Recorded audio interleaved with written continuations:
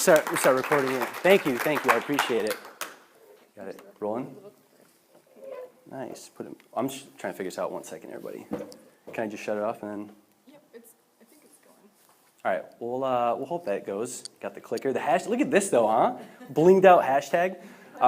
Yeah, so no, I appreciate that. I appreciate the opportunity. I mean, everybody just being here, you're giving up your time, right, to hear different speakers engage. So that's really cool.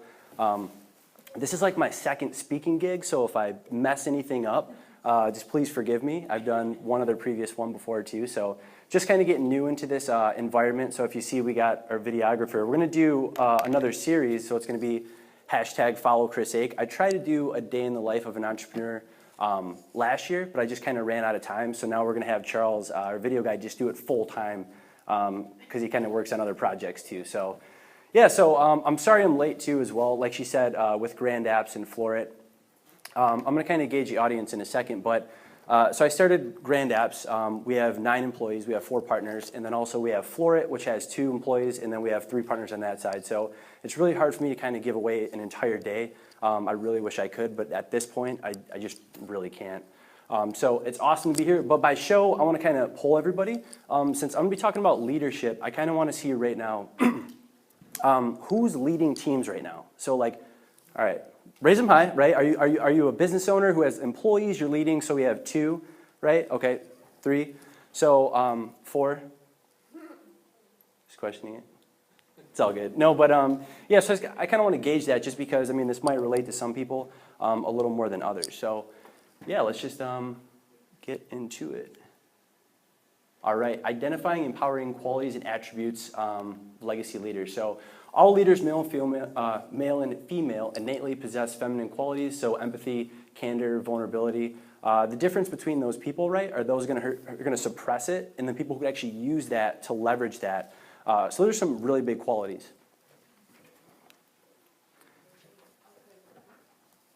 Yeah, so this is what this is, just a quick little intro video about Grand Apps, so you can kind of gauge like what we do in our company.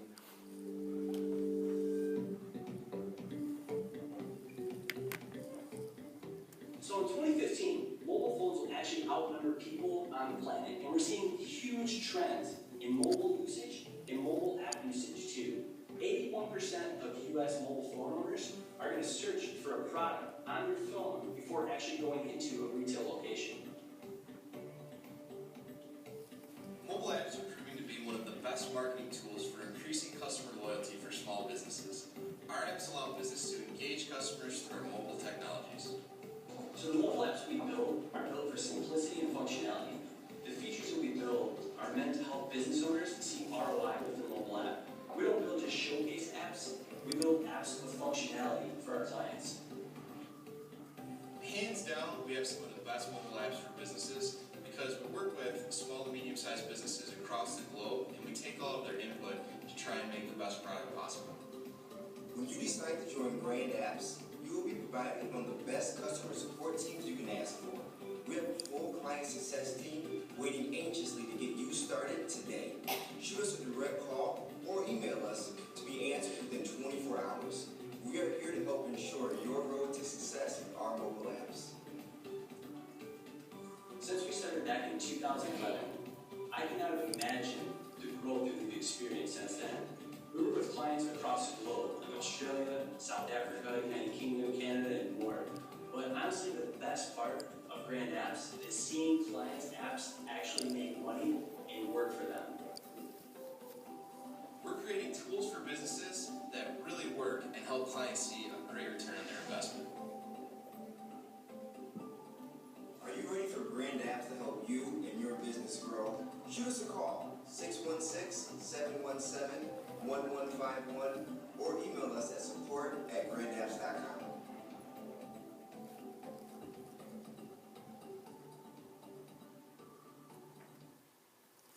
So that's it. Does it make you want to buy an app?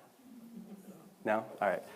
Yeah, so the intro video. So what I'm about to get into, this next slide, people with the businesses out there, I hope you could kind of relate to this. So it's a quick background story about myself. I'm from Detroit, Michigan. We're actually just talking about, he's from Redford over there, so he definitely understands. You know, growing up in very low class just above poverty. I mean, that's kind of where I came from, is Detroit. I really didn't think I was going to go to college. The only reason I went to college was because of baseball. I pretty much played baseball. I didn't study. I just played sports, and I'm like, hey, I could go play at Calvin. So I did that my freshman year, and that's kind of what got me into college. Other than that, I had no idea. All my friends back home, just typical, city kids, right? None of them went to college. I was the only one. My family didn't go to college, and it was kind of like, education wasn't the route. Starting businesses wasn't the route. I wasn't a born entrepreneur, like selling baseball cards to my friends, like hustling in school. I just wasn't. I was playing sports. I didn't really think about it.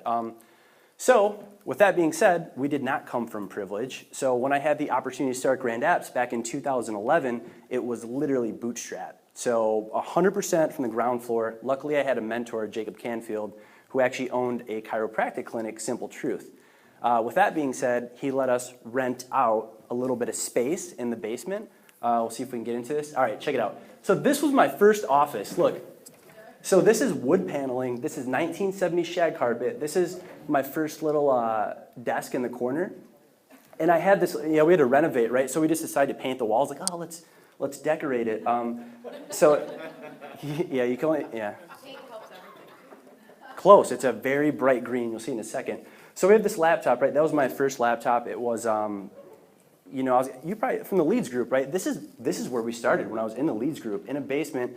We couldn't even use the restroom because he had patient hours, so we had to leave and go to 7-Eleven. And we drank a lot of coffee. You know what I'm saying? Like we're just let's go. This laptop was broken on the hinges. I had to prop it open. Very slow processor. I could barely get online. So I know the struggle. Like that's where we came from. So here's the end result. Nice, right? We got the blue and the green, so we painted up a little bit. And kind of going with this, leadership, how does this segue into leadership? This right here, though, was only started between me, my partner Jake, and then also we brought another founder on the very beginning. So 3 of us business partners literally grew it from nothing. So this is when we first signed our first lease, May 2015, I believe. This was our first downtown office, the most scary thing I've ever done in my life. But it was probably the most pivotal, pivotal moment. I told you it's my second time speaking. It was a pivotal moment in our company because this established now, we have something to pay for. We have to pay for this term for the next 2 years. We're locked in debt. Not really. I mean, it was like $700 a month. Like we're freaking out back then. It's a huge investment by then. So we did that. We signed it. We're pretty excited. So then, kind of looking at this, where we transitioned. So literally, it seemed like overnight for us was we had so this guy, I'm right there, the beanie, right, it was wintertime. And then John, to the right of me, we're the only 2 people in the office for literally, years, just kind of thinking is this going to work? Should we just go get jobs? Should we quit? Seriously, why are we even trying this? I was serving 30 plus hours on the weekend while going here Monday through Friday to try to start the company. So I have no background in leadership. I have no background in management, managing teams, how to build teams, how to scale. So it all came by practice. So looking at this, we kind of went from here. We had, Tanner, Will, Scott. That was the second picture that we had with all those people. And then now we have here, and we have 2 more people coming on next month that we hired. And then Florit, we also have another office admin we're hiring full-time, and we have a full-time flooring person installing. So a lot of hard work to kind of build up to legacy leadership, but that's kind of the background, where I came from. And I kind of want to get into a few components of a few tips that I would say from leadership that I've learned throughout this. And then what I want to do is kind of open up to a Q&A and then ask me questions. I get them all the time. Chris, you're 27 years old and you run 2 companies and you're managing all these people. How are they doing it? Number 1, this guy is 35 years old. He has 10 years of sales experience. So I get that all the time. You're a lot younger than the people you're managing, which I think is, when people bring that up, I think it's kind of hey, it's all about your mind, you know what I'm saying? It's about your knowledge and what you know and how willing you are to adapt. Especially, too, I would say with candor, being open, vulnerable with the people that you're working and not just saying, oh, I'm the boss, I'm the leader, follow me because I said this. That is the total, absolute wrong approach. Seriously, so getting that. So 2 things. I got 1 story that I want to share with, let me see, this guy, Will Prey. So as I learned in leadership, with especially startup companies, a couple key tips that I found. Number 1 is selling the dream. constantly selling the dream. Again, we had no money. We're bootstrapped 100%. So we didn't have money to say, hey, guess what? Here's a big salary. We're going to pay you, $3,000, $5,000 a month, $60K, salary annual with bonuses and healthcare. We didn't have that. Literally all these people that you see here, now we do have that, where we could pay people salaries, but before we didn't. So half these people, we had to literally convince them to come work, and you're kind of thinking like, well, how do you do that? You have to sell the dream constantly, be vulnerable. You have to be open with those people, and that's what we did all the time. So Will's a great example. So Will knows John, and Will just got out of school, I think 2010. I graduated 2011, so he's a year before me. And he was working at General Electric. He was doing, it was like contract work, I think. So it had nothing to do with his degree. His degree's in marketing. But I mean, seriously, like how many people graduate and it's just like, oh, like psychology, now you're owning a business? Like, kind of fits, but not really. Seriously, like I went to business management. I was gonna do physical therapy. Like, no, I had no idea. Like I switched at least 3 times my major. So Will, he's talking to John. He's like, look, it's good. Like I just got married. That's a big commitment, right? I'm thinking about buying a house. That's locked in. That's a mortgage for 30 years.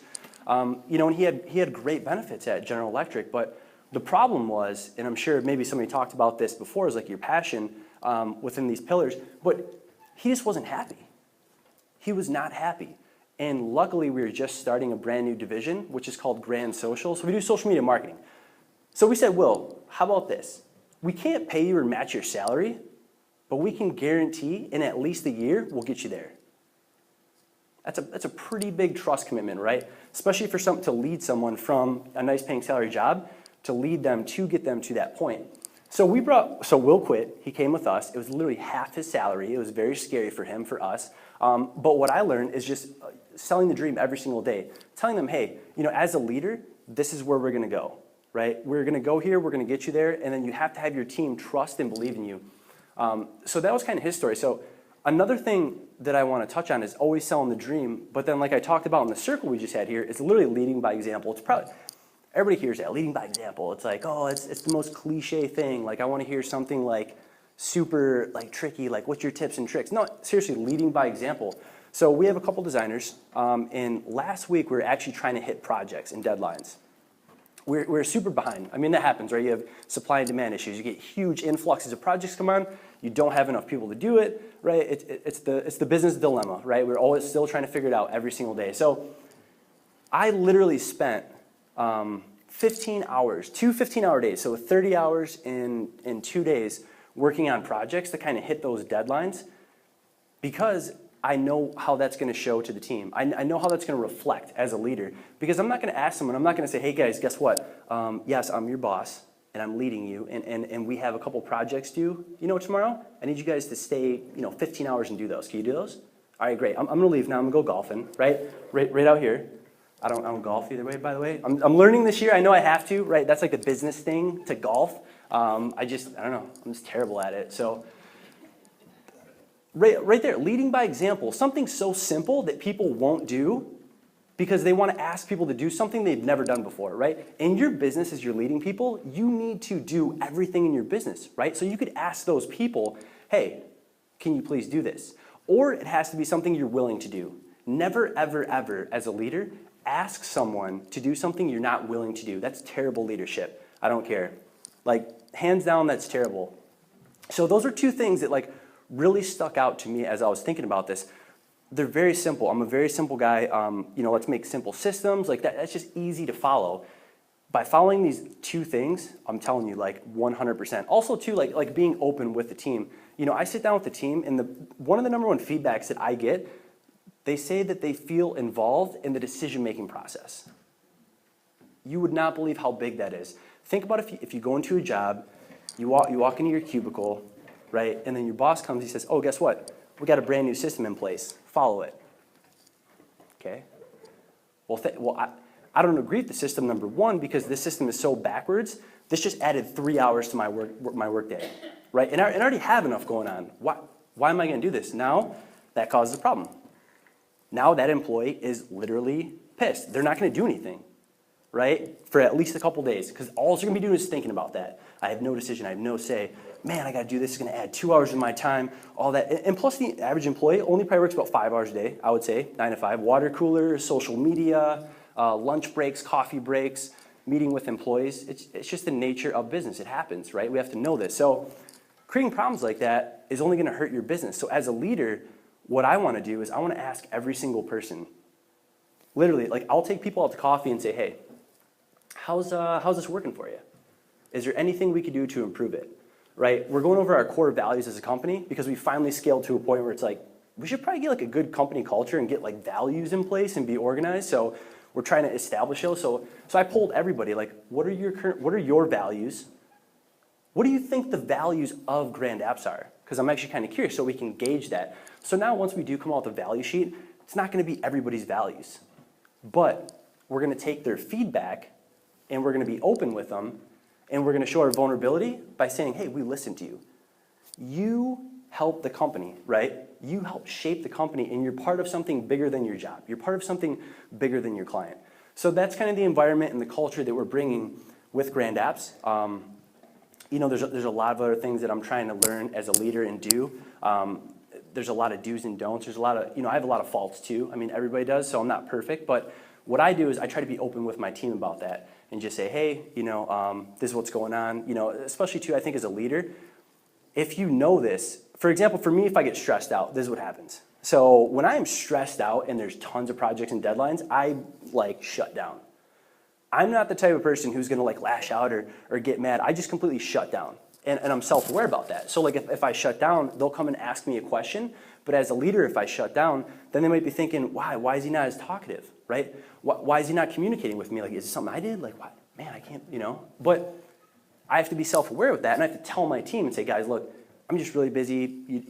I may shut down. I apologize. It's honestly something I have to work on to get over because a leader shouldn't do that. But I'm self-aware to know that, to talk about it, to react, instead of just reacting to the situation and making people mad, right? So those are some tips that I've learned. How to build good leadership qualities in yourself. Also, too, we're trying to build leaders in other people. So within our company. So, for example, this guy right here.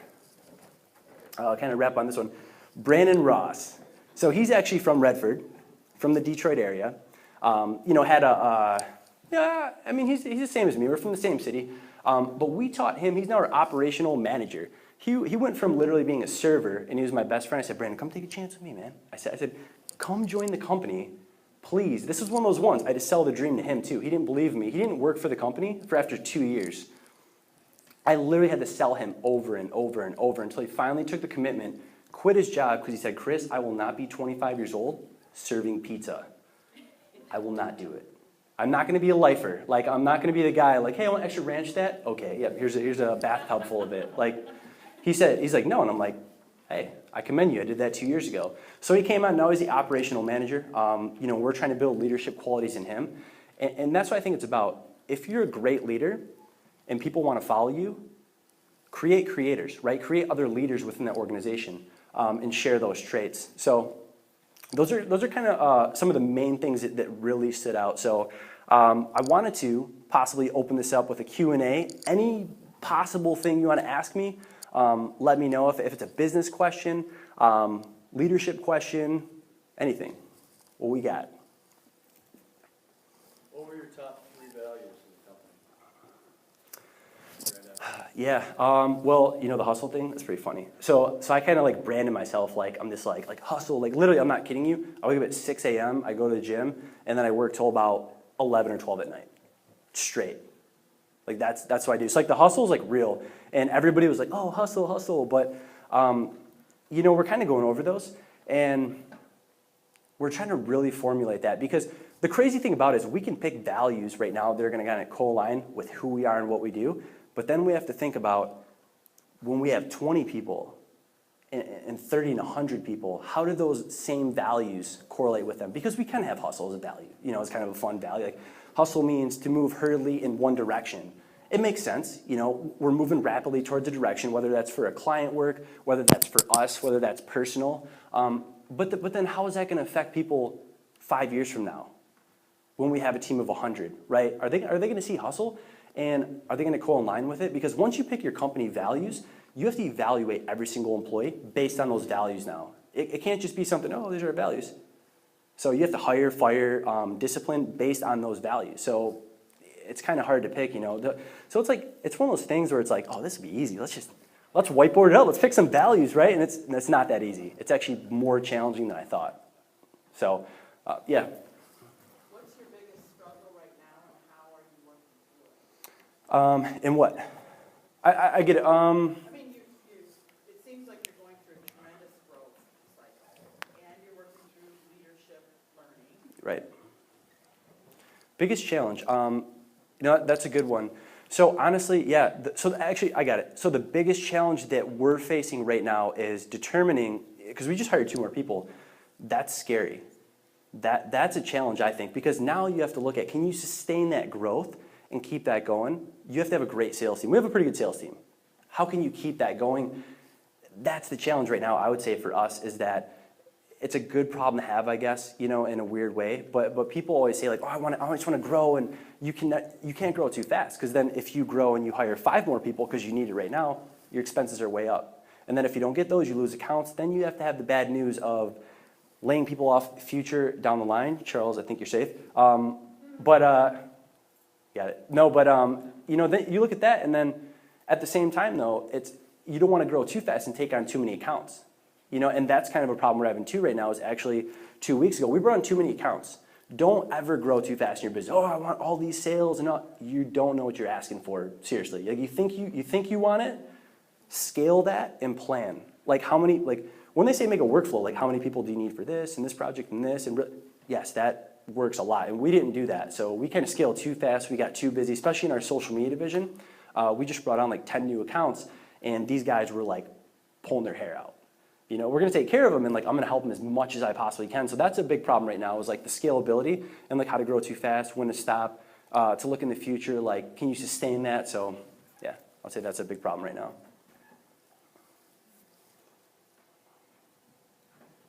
You don't seem like you ever stop. Are you considering one of the modern day philosophies of business that one of the best things you can have your staff do is stop, even if it's just for 10 minutes in a quiet room, or forced meditation to teach it to keep yourself calm, so that you know, so that your energy level that may not match someone else's. Yeah. cause a heart attack. Yeah, no, I trump a lot on the energy level. Like I'm just kind of like go, go, go, go, you know. And so it's definitely overwhelming for people. Well, thank you. Yeah, no, yeah, people. You know, I hope that my team would say, Chris, give me some motivation. But I guarantee some people, like sometimes you just like I can't deal with it. I get it. It's fine. Yin and yang. But no. So like for that, you know, how, like forced meditation. No, we're pretty laid back. Like very laid back. We're taking on that approach. And I guess it's not more of I've never really thought about like, this is the approach of business, how to set it up. It's more of less like what came natural to me and like how I would want to be as a human being. So for example, like we need to get more structured with it, but we don't really have like vacation set times. You know, it's kind of like we're project by project based. If our clients are happy, if we're generating new business, if everything's running smooth and someone's like, hey, I want to take a week vacation, we're like, okay, yeah, sure, do it. You know, you can do that. For example, a great example for this was holidays. And we totally forgot to think about when to give people off holidays. So it was Christmas and New Year's. And Charles actually, this is a funny story about Charles. Charles goes, it was like the first week before Christmas, and Charles goes, but he goes, what? So we have the holidays coming up. I go, yep. And he goes, so when do we get off? And this was in front of a team meeting, like everybody on Monday. And like I literally looked at my partner and I was like, you know what? That's a great question, and we didn't think about it. So how about this? Since we fell behind, I apologize. I'm gonna let you guys pick right now how much time you want off. And you might be mad about this, Charles. So what happened was we opened that up. What I found something very crazy that day was when I opened that up, Charles goes, well, we should probably have off of Christmas, right? I go, yeah, probably. That's a good first day. He goes, all right. And he goes, usually people have the day before off, I think, right? And we looked around the team. We said, do you guys agree? They go, yep. And we go, all right. And then that was it. I was willing, seriously, I was willing to give them off the entire week. And we would have proposed it if he'd have waited. But that's the thing is creating that environment for that. So for them to do the forced, that environment, but it's pretty like come and go, laid back. I mean, we do have our central office downtown. Everybody's there 9 to 5. But if somebody needs to go, for example, Mike, he has kids, we just let him go. You got to take your daughter to whatever, pick her up, go do that, because he produces, some people will golf throughout the day. So whatever they got to do to get away from me, I let it happen, because I want them happy, 100%. It sounds like your core value is your people. That's your first one. Yeah, yep. People and keeping them happy, because otherwise they wouldn't have said 2 days is enough. Right. Yeah, I would agree 100% with that. And then you had something? I did. Do you seek out any support or counsel with other professionals that might give you information about finance, for example, or human resources, or marketing, or any of those kinds of things? Do you have anybody that you rely on? Yeah, Nicole? We meet up, right? And we talk like once every month and talk about business. But no, absolutely. What I've tried to do, I've been really bad at this actually, is networking over the past 5 years since I've been building this. I've just been so head down focused, like in the office, building it, growing it. I haven't had the chance to really network, but now I have. And luckily, one of my partners, Jake, he actually owns a chiropractic clinic, which is amazing, and he scaled that up. So he has all those resources too. And I'm 27, he's 31. He started his business 2 years before me. So he has about like 8 years experience. So that trumps my 5. So he has at least 3. So I can kind of look for him for counsel. As well as we have another partner in our company who's 35 and he owns 11 restaurants. And he also owns like 2 other businesses. So we can kind of consult him as well. And then, so based off of those, we kind of like, I leverage my way into like their networks. So like I can call, and then plus other business owners is amazing, Like I just asked them, like, actually this week I just had, or last week I had a whiteboard session with one of them. Just kind of sat down for 2 hours and like talked about our problems, challenges, how to face those. So yeah, I do that quite a bit. I'm always seeking knowledge. That's what I was saying about the age thing. When you're leading someone, it doesn't matter if you're 27. You know why? Because half the business owners I meet who are 50, I'm telling them ideas and they're going, what do you mean? I don't understand. Like what? And I'm like, you're 50, you should know this. But to me, age is just a number, right? It's about your evolution, right? About your spirit, about your mind. So, yeah, so I definitely do. I have a decent network. You remind me of how Richard Branson started. So you're going right there. Oh, well, thank you. How did he start? I didn't read his book. Just like that. Yeah. No, that's it. Just like he got a bunch of amazing people together, and he said, I'm not going to be able to pay you, but down the road, all the people became billionaires. Someday I would love that. Like that's one of. over 400 businesses now, a lot of them are nonprofits. Yeah, I know he is. I just never read his story. But that's what I want to do. Like I want to give people like Brandon, for example. Once I hit if I have 10 million, he has 2. Like 100%. Like he's gonna get 2 and be taken care of. Like I don't care. But that's thank you. I appreciate that. But we started from like a basement, so it's kind of like every tech firm, right? That was good. Like fits the mold. I had this wild idea, and I think I may be too, actually. I flip things around. I'm being serious. so it's all good. You just have that energy. Yep. Yeah. Sorry. Yep. What were your most down points, and how did you handle those? Very good question. So I had a lot, and so the down points. So when we started the company, literally flat broke. Like if you want to think about broke, I don't know how broke you've ever been in your life, but I come from nothing, and I literally had nothing. I had no money. I was short every month $1,000 because I was always asking my roommate to float the rent money. I deferred 2 car payments.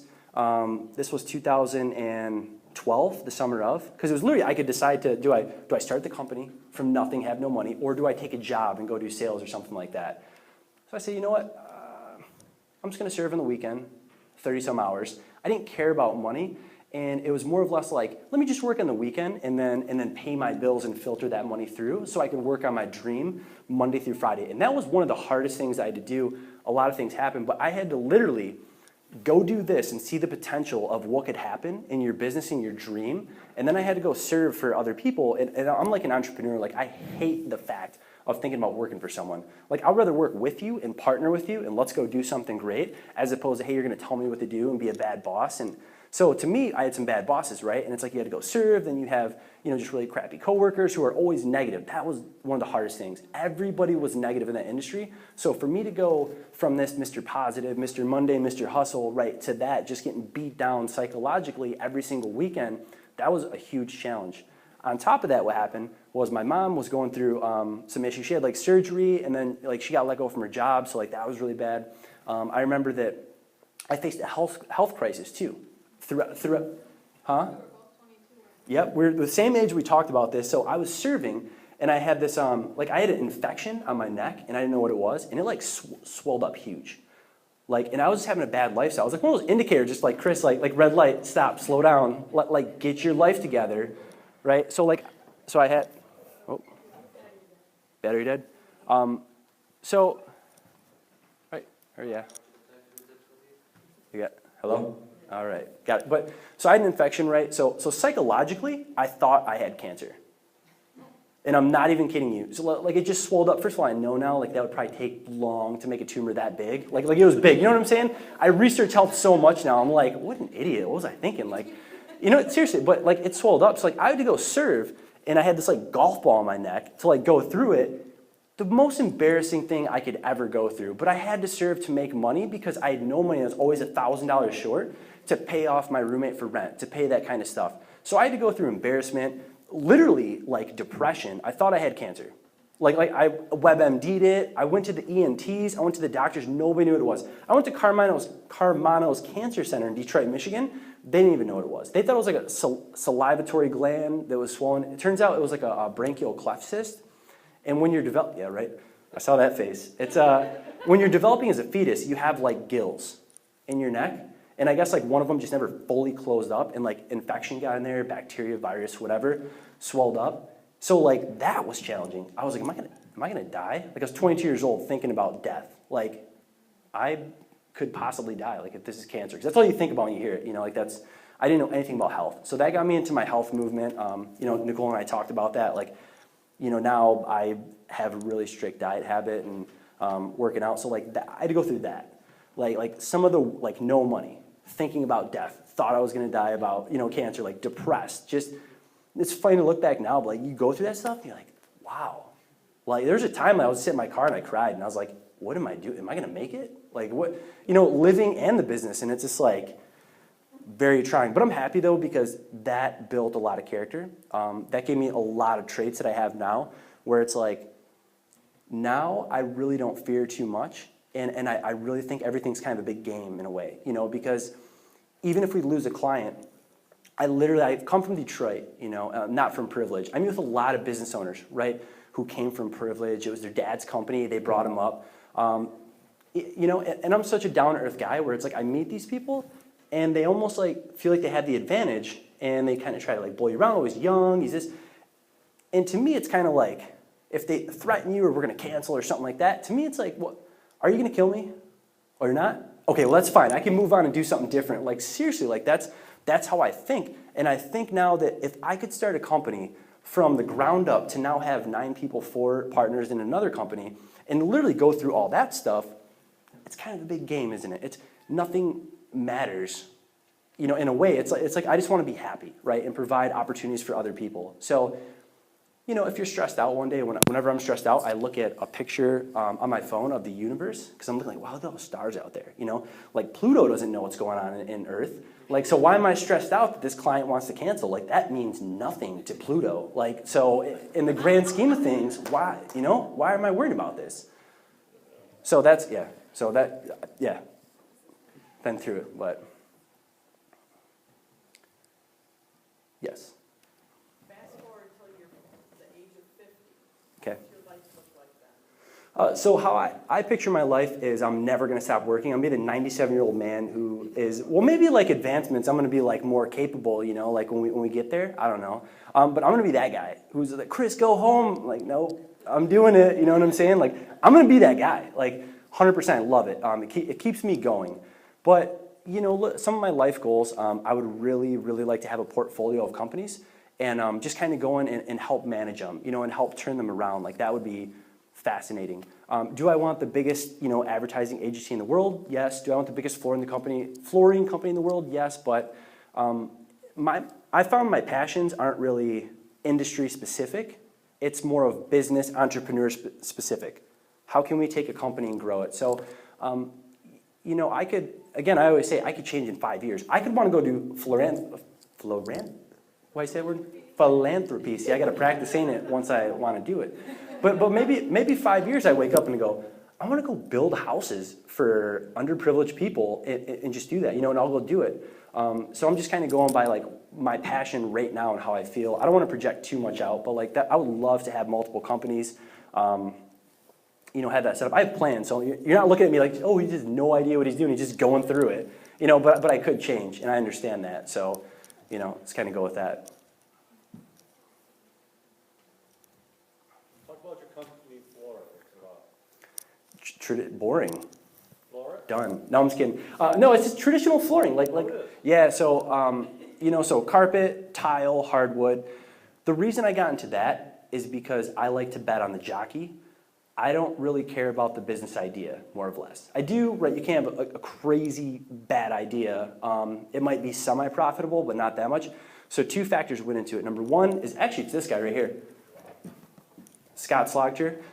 He actually came and worked for us and did sales for 4 months while he was doing his company. And he's an entrepreneur. So he's like, Chris, I can't work for you anymore. I just can't do it. I got to go do my own thing. And I'm like, I totally get it. So he left and he proposed to me last summer he's like, hey, how about we get into real estate? He goes, I could fix up houses. He's like, you could back the money. We could get financed. That'd be great. The real estate market's booming. I'm like, yeah, that's a good idea. But then I was like, no. Like I'm not going to be sitting there in a client meeting and I got, Sally calling me about her sink broken, leaking. It's just too much work, And then plus the debt you're going to have, right? And you're kind of lost. So I was like, you know what? Let's get out of real estate. So I was like, no, we'll scratch that. Then he came to me and says, what about Florid? And I'm thinking interesting, That's a really interesting idea. I love you, I believe in you. You work as hard as I do, which is crazy. He's always working. And so I said, yeah, let's do it. When I started the company last year, he literally had a broke down Suburban that he was driving to jobs. He didn't have an office, didn't have an employee. He had one builder that he was in contract with to do all the floors, and he was terrified out of his mind because if that builder would have fired him, he would have no more jobs. He would have to go find another builder or do residential or do cold calls or something like that. So, and that's what I'm getting back to the portfolio about businesses. So I joined the company, and once I joined the company, 2 months later, he had a brand new work van, he had an employee full-time, and he had 2 more builders that he partnered with to get that in contract for the next year of, 2016. For that entire time, I haven't made 1 dime from the company. Nothing. All I said was, promise me that you'll pay my taxes for my portion of it if that does come up, if we are in the black. And he's like, yeah, I'll do that. So that's kind of why I got into it. I bet on the jockey, and then also I have some pretty good relationships in Grand Rapids with business owners, and I just kind of connected them like, hey, here, here's a flooring company, here's a builder. It makes sense to do that contract, right? Yep. And then plus they know me and they trust my brand, just because what I've been doing with Grand Apps. So that was kind of how I got into that.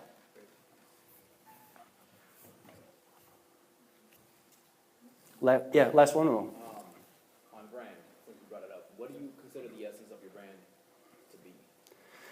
Yeah, for Grand Apps, so that logo, I don't know if you can kind of see it, that took us 2 years to make. We had no idea what we wanted to do. It was ugly, just Grand Apps. And honestly, we haven't thought about it too much. We kind of made it and ran with it, but it actually, it works, everybody has it, but I kind of want it to be our website is very clean, modern. I want it to project something of value. So I want a client to come to that, but not just any client. I don't want a client to come with, I got $1 for my marketing budget. It's well, that's going to get you nothing. Seriously, that's not going to make it. So I want higher end. Think about Apple, sleek, just looking at the colors. That's kind of the impression you get. But as far as what it portrays, we try to use a power symbol a lot, just kind of a lifestyle behind it. of what we do. And then once we get our core values to kind of pair them with that too. So That's what I meant more, like your core value behind the brand. yeah, so people, right? Yep. Jennifer it is? Yep. That's right, yep. So people, people, it's client driven. So we're like our success is determined by our client success, 100%. If we don't see a successful client, then we're not successful. I'm not really in it for, hey, let's go do a money grab, right? And let's sell mobile apps for all these people. Our team actually turns down people. So like our value too is honesty. Like if we go to a client and they're like, yeah, I want a mobile app. Like literally I'll pay you $1 million for a mobile app right now. And we're kind of like, you're a construction company. Like a mobile app for customers is probably not gonna help you that much. But here's what you could do. You could use this, and kind of consult them and be honest and really give value to them. Just because what's going to happen is I value my name, I value the company's name. So if we do that and you're dishonest and you tarnish your name, and you have a terrible moral compass, you shouldn't be in business in the first place. But to me, I value that the most. Like the absolute most is our name, our reputation, doing good work for the client and being honest and providing value for them. So that's kind of like our staples. Got it. Done. Thank you. Thank you guys all. Appreciate it. Thank you.